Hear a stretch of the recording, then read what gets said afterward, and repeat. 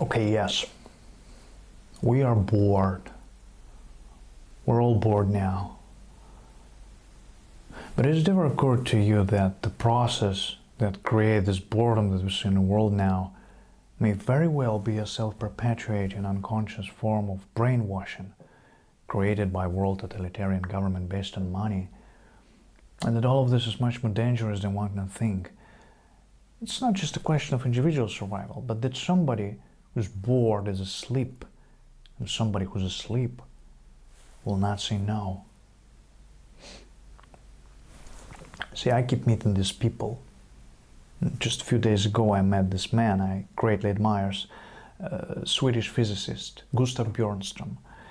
And he told me that he no longer watches television. He doesn't read newspapers, he doesn't read magazines, he just completely cut them out of his life. Because he really does feel that we are living in some kind of Orwellian nightmare now, and that everything that you hear contributes to turn you into a robot.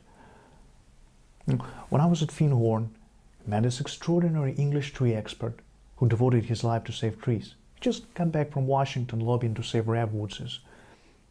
And he's 84 years old.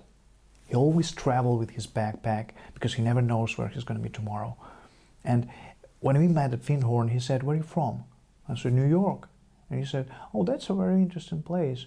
Do you know a lot of New Yorkers who keep talking about the fact that they want to leave but they never do?" And I said, "Oh, yes." And he said, "Well, why do you think they don't leave?" And I gave him different banal theories, and he said, "Well, I don't think it's that way at all."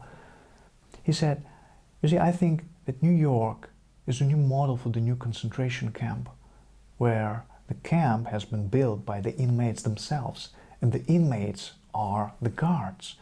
And they have this pride in this thing they've built. They've built their own prison. And so they exist in a state of schizophrenia, where they are both guards and prisoners. And as a result, they no longer haven't been lobotomized, the capacity to leave the prison they've built, or to even see it as a prison."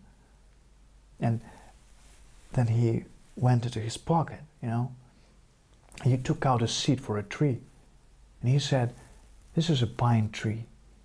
And he put it in my hand and he said, "Escape before it's too late." And you see, actually for 2 or 3 years now, I've had these unpleasant feelings that I really should get out. The problem is where, because it seems like the whole world is going in the same direction. You see, I think it's quite possible that the 1960s represented the last burst of human being before it was extinguished, and that this is the beginning of the rest of the future now, and that from now on there will be all these robots walking around, feeling nothing, thinking nothing, and there will be nobody almost left to remind them that there was once a species called human being with thoughts and feelings, and that memory and history are being erased right now, and soon nobody will really remember that life existed on the planet.